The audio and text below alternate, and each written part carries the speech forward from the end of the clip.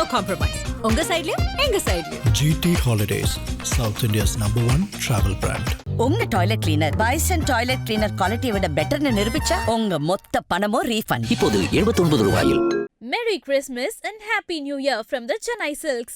Let the celebrations begin. IBC Tamil நேயர்களுக்கு வணக்கம். இன்று நம்முடன் நேர்காணலில் முன்னாள் காவல் உதவி ஆணையர் ராஜேந்திர ராஜா இணைந்திருக்கிறார். வணக்கம் சார். வணக்கம் பிரபு. ஆர்டர்லி சிஸ்டம் பல முறை தமிழ்நாட்டில் அது தொடர்பான விவாதங்கள் போயிருக்கு. காவல்துறை சார்பும் விளக்கம் அளிக்கப்பட்டிருக்கு. இந்நிலையில் சில நாட்களுக்கு முன்பு உயர்நீதிமன்றத்தில் ஒரு வழக்கு சம்பந்தமாக நீதிபதிகள் பேசும்போது ஆர்டர்லி முறையை பற்றி கேள்வி எழுப்பியிருக்காங்க. ஸோ அது மட்டும் இல்லாமல் இப்பொழுது தமிழக பொறுப்பு டிஜிபியாக இருக்கக்கூடிய அபய்குமார் சிங் அவர் தமிழ்நாடு முழுக்க இருக்கக்கூடிய எஸ்பி கமிஷனர்ஸுக்கு ஒரு சர்க்குலரை அனுப்பிச்சிருக்காரு. ஆர்டர்லி சிஸ்டத்தை மறுபடியும் திரும்ப பெறுறோம், அது அந்த மாதிரி ஆர்டர்லியில் இருந்தாங்கன்னா அவங்கள மீண்டும் ரெகுலர் டியூட்டிக்கு அனுப்புகிறோம்னு சொல்லியிருக்காங்க. ஸோ நீதிமன்றத்தில் நீதிபதிகள் டிஜிபிக்கு பாராட்டு தெரிவித்திருந்தாலும் இது முற்றிலுமாக ஆர்டர்லி முறை ஒழிக்கப்பட்டதா, அது எங்களுக்கு நம்பிக்கையை அளிக்கக்கூடியதா இல்லை அப்படின்னு சொல்கிறது அப்படின்ட்டு சொல்லியிருக்காங்க. வழக்கை ஒத்தி வச்சுருக்காங்க. சொல்லுங்கள் சார், இந்த ஆர்டர்லி சிஸ்டம் இதை ஒழிக்கவே முடியாதா காவல்துறையிலிருந்து? முதல்ல ஆர்டர்லி சிஸ்டம்னா என்ன அப்படின்னு பார்த்துட்டு தொடங்குவோம். 1857 இந்தியாவில் ஏற்பட்ட கழகத்தை அடக்கணும் அப்படிங்கிறது, சிப்பாய் கழகத்தை அடக்கணும் அப்படிங்கிறதுக்காக 1861 ஐரிஷ் மற்றும் கிரேக்க நாடுகளில் என்ன மாதிரியான போலீஸ் சிஸ்டம் இருந்துச்சோ அந்த போலீஸ் சிஸ்டத்தை இன்ட்ரோடியூஸ் பண்ணுறாங்க.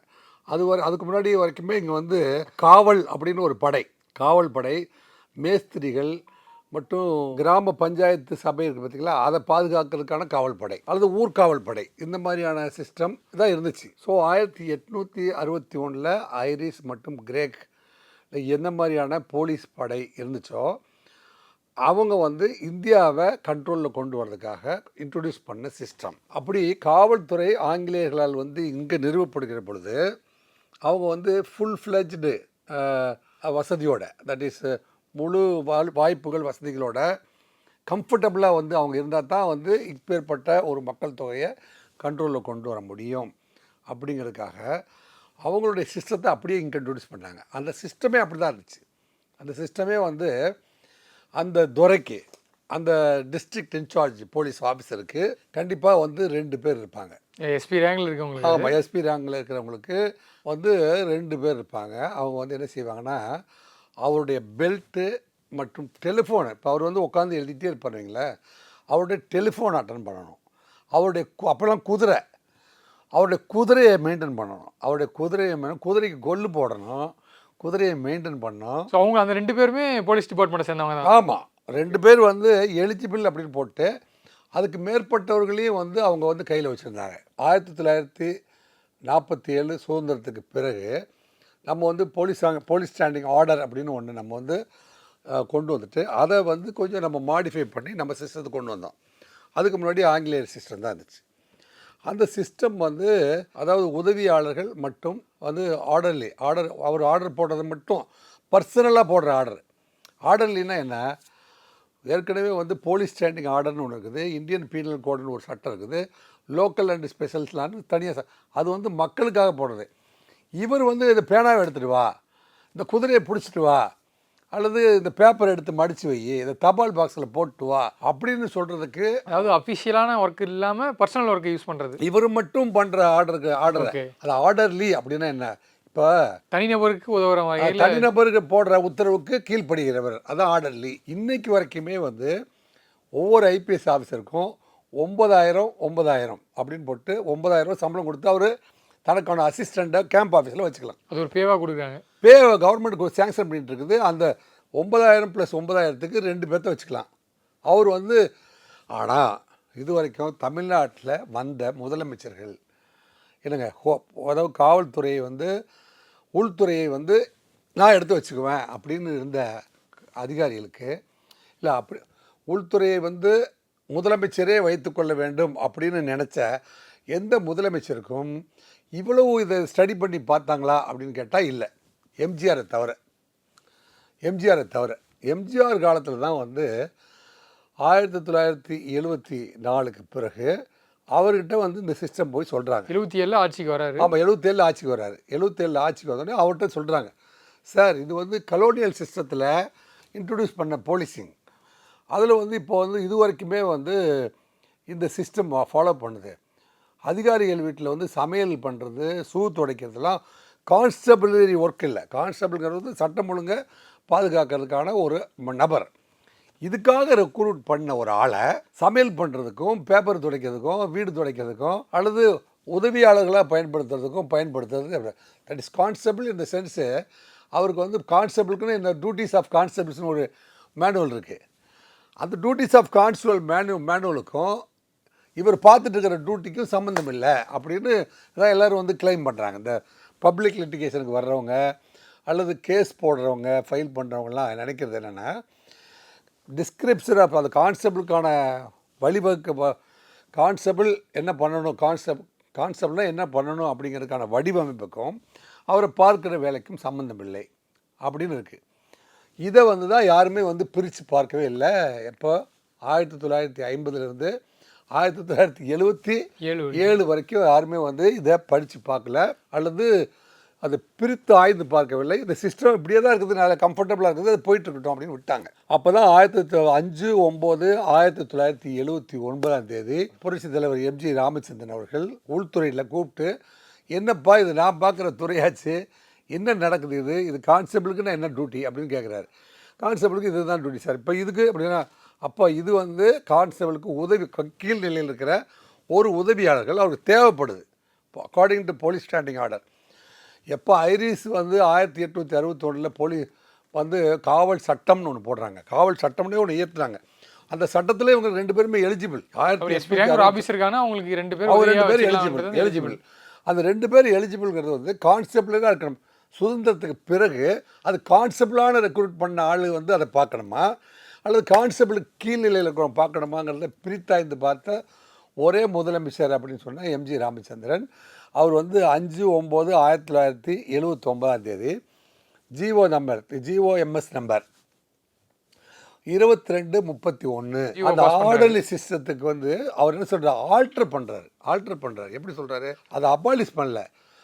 கான்ஸ்டபிளாக இருக்கிறவங்க கான்ஸ்டபிள் வேலையை பார்க்கட்டும், ஆர்டர்லிக்குன்னு ஒரு ஆர்டர் போட்டு அதில் வந்து 2 ஆளுகளை வச்சுக்கிறாங்க இல்லையா, அவங்க வந்து 8ஆம் கிளாஸ் பாஸ் பண்ணியிருக்கணும், 10ஆம் கிளாஸ் ஃபெயில் ஆகிருக்கணும். எஸ்எல்சி பாஸ் ஆனால் அவங்க கான்ஸ்டபிள் எலிஜிபிள் ஆகிறாங்க. பார்த்திங்களா, இது மாதிரி வந்து தனக்கு அதுக்கு மேலே படிக்க வசதி இல்லாதவர்கள் இந்த உதவியாளர்களாக போகலாம் அப்படின்னு சொல்லிட்டு 2 பேர்த்த வந்து ரெக்ரூட் பண்ணிக்கலாம்னு சொல்லிட்டு ரெக்ரூட் பண்ணி அத்தனை பேருக்கு போஸ்டிங் போட்டாங்க. அந்த போஸ்டிங் போட்டவங்களாம் எம்ஜிஆர் போனதுக்கு பிறகு அப்புறமே அவங்களாம் ரிட்டையர்ட் ஆகிட்டாங்க. ரிட்டையர்ட் ஆனவங்களை என்ன செய்யணும், அந்த அவ்வளோ ஸ்ட்ரென்த்துக்கு ஸ்பெஷலாக ஒரு ரெக்ரூட்மெண்ட் பண்ணி எல்லா ஐபிஎஸ் ஆஃபீஸருக்கும் போடணும். ஏன்னு கேட்டால், ஏன் போடணுமா போடக்கூடாதா அப்படின்னு ஒரு விவாதத்துக்கு வந்தோம்னா, யாருக்கெல்லாம் வந்து கேம்ப் ஆஃபீஸ் இருக்குதோ, கேம்ப் ஆஃபீஸ்னால் வந்து assistant commissioner, deputy superintendent of போலீஸ்க்கு கேம்ப் ஆஃபீஸ் இருக்குது, ஏஎஸ்பிக்கே கேம்ப் ஆஃபீஸ் இருக்குது. இப்போ அதாவது இன்ஸ்பெக்டருக்கு மேலே இருக்கிற அவங்களாம் வந்து ஹையர் ஆஃபீஸர்ஸ், இவங்க சபார்டினேட் ஆஃபீஸர்ஸ், ஹையர் ஆஃபீஸர். அப்போ அத்தனை பேருக்குமே வந்து 24 மணி நேரமும் அவர் வந்து, அதாவது அவங்க வசிப்பிடத்துலேயே வந்து ஒரு வசிப்பிடத்துலேயே அவர் ஃபைல் ரெடி பண்ணணும், டைப் பண்ணணும். அவர் வந்து வீட்டுக்கு போனதுக்கு அப்புறமா அவருக்கு எழுதணும், அவர் வந்து படிக்கணும், அல்லது வந்து திட்டம் போடணும், எத்தனை பேர் அசம்பிள் பண்ணணும், இந்த மாதிரியான ஒரு ரைடுக்கு போகிறோம் அல்லது ஒரு கேஸை விசாரணைக்கு போகும்போது என்னென்ன தயார்படுத்தணும் அப்படிங்கிறதுலாம் அவர் வீட்டில் தான். ஏன்னா கான்ஸ்டபிள் போலீஸில் வந்து ரெக்ரூட் பண்ணும்போது மட்டும் 24 மணி நேரமும் பணியில் இருக்கிறவர் அப்படின்னு வந்து ரெக்ரூட் பண்ணியிருக்காங்க அவங்கள. இதை தான் வந்து மாண்புமிகு நீதியரசர்கள், எனக்கு உயர்நீதிமன்றத்தில் இருக்கிற தலைமை குற்றவியல் வழக்குரைஞர் ஹசன் முகமது அலி ஜின்னா போன்றவர்கள்லாம் வந்து கணக்கில் எடுத்துக்கக்கூடிய பாயிண்ட் என்ன அப்படின்னு கேட்டால், இந்த கேம்ப் ஆஃபீஸ் வச்சுருக்கிற அத்தனை பேருக்குமே வந்து 2 ஆட்கள் தேவைப்படுது.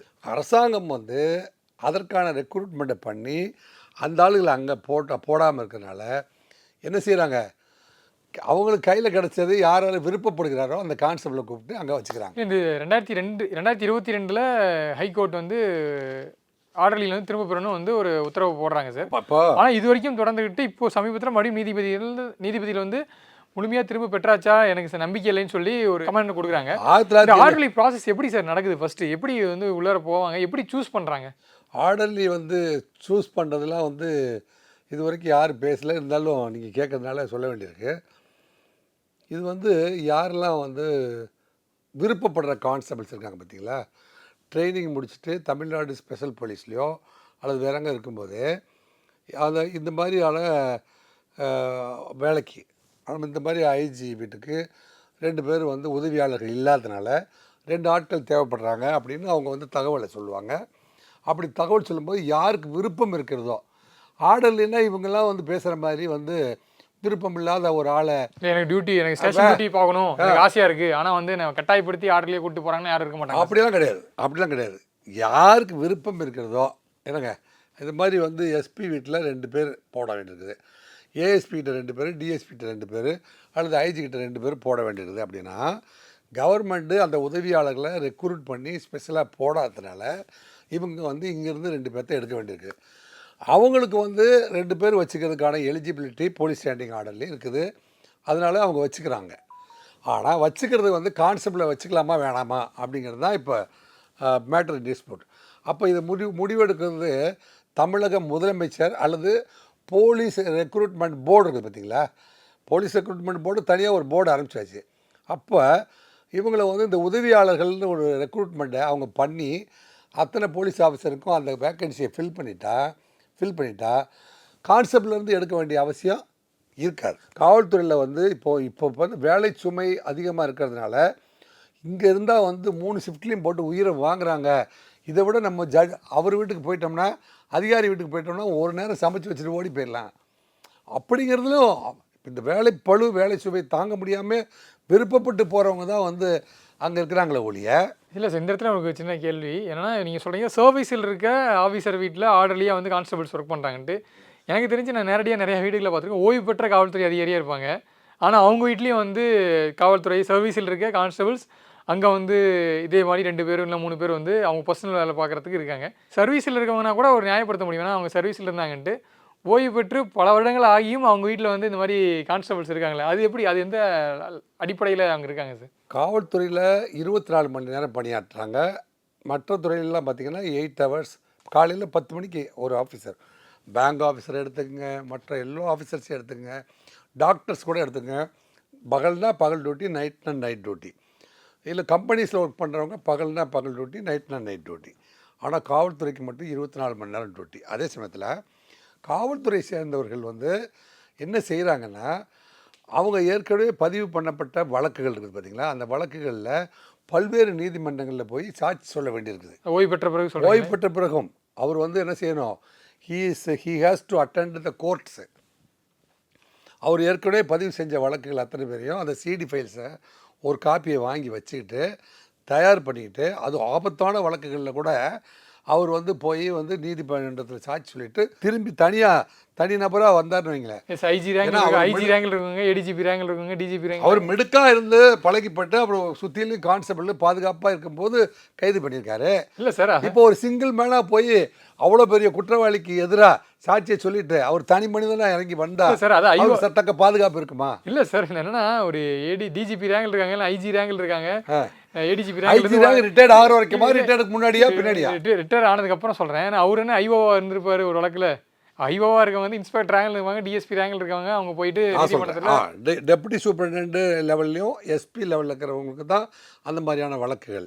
அவங்களுக்கு வந்து இருக்கிறது சொல்கிறது அதை தாண்டி ஒரு குறிப்பிட்ட காலத்துக்கு, அதாவது ஒரு 3 ஆண்டுகள் 5 ஆண்டுகள் அவருக்கு வந்து இந்த காவல்துறை சம்பந்தமான பணிகளுக்கு அவர் தேவைப்படுகிறார். அப்படிங்கிற வரைக்குமே அவருக்கு இருக்கிறது சரிதான். நீங்கள் சொல்கிறபடி 5 ஆண்டுகளுக்கு மேலே 10 ஆண்டுகளுக்கு மேலே ஓய்வு பெற்றதுக்கு பிறகும் வந்து சட்ட ரீதியாக வந்து அவங்களுக்கெல்லாம் வந்து கான்ஸ்டபிள் இப்போ இது மாதிரி வந்து அட்டெண்டர்ஸாக வந்து ரெக்ரூட் பண்ண ஆட்களை வந்து அங்கே அனுப்பியிருந்தால் கூட பரவாயில்ல தான். ஆனால் இந்த மாதிரியான கான்ஸ்டபிள் ஒர்க் அப்படின்னா அவனுக்கு வந்து ஒரு ஸ்டாண்டிங் ஆர்டர்லேயே வந்து கான்ஸ்டபிளுக்குன்னு ப்ரிஸ்கிரைப்டு ஒர்க் இருக்குது. ஆர்டர்லினா டாக் அவங்க ஆஃபீஸர்ஸ் வீட்டு ஓய்வு பெற்ற அதிகாரிகளாலும் சரி, சர்வீஸில் இருந்த அதிகாரியும் சரி, அவங்க டாக்ஸை வந்து வாக்கிங் கூப்பிட்டு போகிறது, அப்புறம் வந்து அவங்க வீட்டில் இருக்க சில்ட்ரன்ஸ்லாம் கூப்பிட்டு போயிட்டு ட்ராப் பண்ணிட்டு வருது, ஸ்கூலு கிளாஸ் போகிறாங்கன்னா ட்ராப் பண்ணிட்டு பிக்கப் பண்ணிட்டு வருது. ஸோ இந்த மாதிரியான வேலைகள்லாம் இருக்குதுன்னு சொல்லிட்டு நம்ம நியூஸில் சர்வீஸில் இருக்கும்போதா சர்வீஸில் இருக்கும்போதும் அந்த மாதிரி செய்திகள் வருது. ஓய்வு பெற்ற சில அதிகாரிகளும் அந்த மாதிரி ஆர்டர்லி வச்சுட்டு வந்து அவங்க பர்சனல் வேலைகளுக்கு வந்து பயன்படுத்துகிறாங்கன்றது நிறைய விமர்சனங்கள்லாம் நம்ம சோஷியல் மீடியாக்கெல்லாம் பகிர்ந்து பார்க்க முடியாது சார். அப்போது 2 பேர்த்த அவங்க வீட்டுக்குன்னு நீங்கள் அனுப்பிட்டீங்கன்னா அவருக்கு தேவையான அத்தனை உதவிகளும் அவருக்கு பண்ண தானே செய்வார். டெப்யூட் பண்ணலாமா வேண்டாமா அப்படிங்கிறதுக்கு ஒரு ஜிஓ இருக்குது. அதுக்கு எம்ஜிஆர் வந்து என்ன சொல்கிறாரு, டெப்யூட் பண்ணக்கூடாது அப்படின்னு சொல்லிட்டு ஒரு ஜிஓவே போட்டார் 22/31. சரி, டெபூட் பண்ணக்கூடாது, கான்ஸ்டபிளை டெபூட் பண்ணக்கூடாதுன்னா அதுக்கப்புறம் வந்த முதலமைச்சர்கள் என்ன செஞ்சுருக்கணும்? அது கீழே இருக்கிற ஒரு ரேங்கில் ஒரு குரூப் டி அதான் குரூப் டி பணியாளர்களை வந்து தேர்வு செஞ்சு இந்த அதிகாரிகளுக்காக வந்து 2 பேர்த்த போட்டு வச்சுருந்தா கான்ஸ்டபிளை அதாவது இருக்கிறதெல்லாம் பொதுவாக போனால் எடுக்கிற அவசியம் இருக்காது சொல்லுவாங்க இல்லையா? இருக்கிறதெல்லாம் பொதுவாக போனால் எடுக்கிற அவசியம் இருக்காது. இல்லை, ஆர்டர்லேயே போகிறாங்களா? பொதுவாக எந்த இதுலேருந்து போவாங்க சார்? லா அண்ட் ஆர்டர்லேருந்து போவாங்களா, இல்லை வந்து பட்டாலியன்லேருந்து போவாங்களா? இது கொஞ்சம் சுவாரஸ்யமாக சொல்லப்போனால், நீங்கள் ஸ்டேஷனில் வேலைப்பளு அதிகமாக இருக்கிறதாகவும் இந்த மாதிரி இருந்தால் நான் பிபி வந்து சுகர் வந்து செத்து போயிடுவேன் அப்படின்னு பயப்படுற சில கான்ஸ்டபிள்ஸு ரெக்கமெண்டேஷன்லேயே வந்து ஆரம்பத்துலேருந்து உள்ளே வந்து கான்ஸ்டபிளுக்கே அவன் எலிஜிபிளாகவே இருக்க மாட்டான். அவன் வந்து ஏதோ ஒரு ரூட்டுக்குள்ளே போந்து அவன் வந்து கான்ஸ்டபிளாக வந்திருப்பான். அவங்களால வந்து இந்த கான்ஸ்டபிள் வேலையை பார்க்க முடியாது. இன்னொன்று நீங்கள் கடந்த முறை பேசிட்டு போது சொன்னீங்க சார், சப்போஸ் ஒரு அதிகாரி வீட்டுக்கு ஒருத்தர் வந்து ஆர்டர்லேயே போகிறாருன்னா கண்டிப்பாக அந்த அதிகாரி வந்து சர்வீஸில் வரைக்கும் எங்கெல்லாம் ட்ராவல் பண்ணுறாரோ அப்பயும் இவங்க கூட ட்ராவல் ஆகிட்டே இருப்பாங்க. இவங்க ஏதோ ஒரு மூலையில் போஸ்டிங் ஆகிருப்பாங்க, ஆனால் வந்து தமிழ்நாடு முழுக்க அவர் ட்ராவல் பண்ணுறாருன்னா அங்கங்கே போயிட்டே இருப்பாங்க. தமிழ்நாடு முழுவதுமே சில பேர் வந்து ஒரு குரூப் ஆஃப் பீப்புளை வந்து அவங்க அதே கேம்புக்கெலாம் இருக்குது, அதே கான்ஸ்டபிள்ஸை வச்சுட்டு ஒரு டீமுக்கு வந்து கொண்டு போகிறாங்க இல்லையா? இவைகள் எல்லாம் தவறு. ஒரு காவல்துறை இந்த டிஸ்ட்ரிக்ட்ல நீங்க இருக்கீங்கன்னா அப்போ இங்கே உங்களுக்கு ஹெல்ப் பண்ணுறதுக்காக, அதே மாதிரி இன்னொரு டிஸ்ட்ரிக்ட் போனீங்கன்னா அந்த ஊரில் இருக்கிற கான்ஸ்டபிள் அந்த ஊரில் இருக்கிறவங்கிட்ட பழகணும். ஐபிஎஸ் ஆஃபீஸரே வந்து சில பேர் வந்து இந்த தவறுகளை செய்திருக்கிறத நான் பார்க்குறேன். நாம் வந்து எந்த ஊருக்கு ட்ரான்ஸ்ஃபராக போனாலும் அதே கேம்பில் இருக்குது, அதே கான்ஸ்டபிள், அதே அட்டண்டன்ஸ், ஒரு 2-3 சப் இன்ஸ்பெக்டர்ஸு, இவங்க டீம் அப்படியே வந்து எந்த ஊருக்கு போனால் எடுத்து போயிடுவார். அந்த ஆஃபீஸரே வந்து அடுத்தவங்ககிட்ட பழக மாட்டார். ஸோ நீங்கள் யாதும் ஊரே யாவரும் கேளீர், பிறப்போக்கும் எல்லா உயிருக்கும்னு நான் தம்பி விஜய் வந்து அடிக்கடி சத்தம் போட்டு சொல்லிகிட்டு இருக்கிறாரு. இல்லைங்க, யாதும் ஊரே யாவரும் கேளீர்னா தமிழ்நாட்டில் இருக்கிற இன்னொரு மாவட்டத்திலே வந்து இன்னொருத்தங்கிட்ட போய் பழகலை. சில பேர் என்ன செய்வாங்க, இந்த style of typing the cases அல்லது style of forwarding the letters, அது இவனுக்கு தான் என்னுடைய ஸ்டைல் புரியுது அப்படிங்கிறதுக்காக கேம்ப் கிளாஸுக்கு வச்சுக்கிறது சரிதான். கேம்ப் கிளாஸு எழுதுறவன் போக இந்த கான்ஸ்டபிள்ஸ் அண்ட் அட்டண்டர்ஸை வந்து கடைசி வரைக்கும் எந்த ஊருக்கு போனாலும் ஒரு டீமை கூட்டிகிட்டு போகும்போது அவனும் வந்து ஐயா கூட போனால் ஐயா சாப்பிட்ற எல்லாமே நமக்கும் கிடைக்குது. இல்லைங்க, ஐயா சினிமாவுக்கு போனால் சினிமா, ட்ராமாவுக்கு போனால் ட்ராமா, எல்லா டிக்கெட்டும் அவனுக்கும் கிடைச்சிடும். ஸோ அப்படி வந்து சில பேர் வந்து அவங்களோட இருந்தே வாழ்ந்து ஆர்டர்லியாகவே இருந்தே வந்து ரிட்டையர்ட் ஆனவங்களாம் வந்து நிறைய பேர் இருக்காங்க. புரியுதா உங்களுக்கு? ஸோ கண்டிப்பாக நீங்கள் சொல்கிற மாதிரி ஆர்டர்லி சிஸ்டத்தை முழுமையாக ஒழிக்கணும்னா குரூப் டி ரேங்கில் அதாவது இதில் வந்து பப்ளிக் ப்ராசிக்யூட்டர்ஸு பப்ளிக் இப்போ பாருங்கள் 7ஆம் தேதி தீர்ப்பு இப்போ மாண்புமிகு நீதியரசர் திரு எஸ்எம் சுப்பிரமணியனும் திரு எஸ்சி குமரப்பா அவங்க கிட்ட முந்தா நாள் விசாரணைக்கு வந்திருக்கு. விசாரணைக்கு வந்தவங்க வந்து அவர் ஹசன் முகமது ஜின்னா அவர்கிட்ட கூப்பிட்டு கேட்குறாங்க, டைரக்டர் ஜெனரல் ஆஃப் போலீஸ் வந்து எல்லா ஸ்டேஷன்லேயும் வந்து ஆர்டர்லேயே இருக்கக்கூடாது, எல்லா கான்ஸ்டபிளையும் திருப்பி பெற்றுக்கொள்ள வேண்டும் அப்படின்னு டேட் போட்டு எல்லாருக்கும் வந்து சர்க்குலர் இஷ்யூ பண்ணிட்டாரு, அதனால் எல்லாத்தையும் எடுத்தாச்சு அப்படின்னு ஹானரபிள் பப்ளிக் ப்ராசிக்யூட்டர் சொல்கிறார். ஆனால் நீதிமன்றத்தில் சொல்கிறாங்க, செய்திகளிலும் வந்து இன்னும் பல வீடுகளில் இருக்கிறதா கேள்விப்படுறோமே அப்படின்னு நீதியரசரும் கேட்குறாங்க. அதுக்கு Hasan Muhammad Jinnah honourable public prosecutor என்ன சொல்கிறார் அப்படின்னா, சார் ஸ்பெசிஃபிக்காக ஏதாவது கம்ப்ளைண்ட் அந்த மாதிரி எனக்கு வில்லிங் இல்லை, என்னை கூட்டிகிட்டு வந்து எப்படி இந்த தாய்லாந்து போன்ற நாடுகளில் வந்து எங்களுக்கு வேலை கொடுக்குறேன்னு கொண்டு போய் கடத்திட்டு போயிட்டு அங்கே வந்து பிளாக்மெயில் பண்ணுறதுக்கு பயன்படுத்துகிறாங்க, அந்த மாதிரி யாரும் விருப்பம் இல்லாத ஆளை கொண்டு போய் வச்சுருந்தா தானே அது வந்து கம்ப்ளைண்ட்டாக மாறும். அதை உள்வாங்கி தான் அது சொல்லப்படுகிறதுன்னு நான் நினைக்கிறேன். கிட்டத்தட்ட என்ன சொல்கிறாருன்னா, ஏதாவது கம்ப்ளைண்ட் இருந்துச்சுன்னா வந்து we will take severe action அப்படிங்கிறார். கண்டிப்பாக பொறுத்திருந்து பார்க்கலாம் சார். நேரம் ஒதுக்கி நிறைய தகவலை குறித்து பகிர்ந்துட்டீங்க. நேரத்துக்கு நன்றி சார். நன்றி, வணக்கம். No compromise. உங்க சைடுலயும் எங்க சைடுலயும். GT Holidays, South India's #1 travel brand. உங்க toilet cleaner Bison toilet cleaner குவாலிட்டியை விட பெட்டர்னு நிரூபிச்சா உங்க மொத்த பணமும் ரீஃபண்ட். இப்போது 79 ரூபாயில். Merry Christmas and Happy New Year from the Chennai Silks. Let the celebrations begin.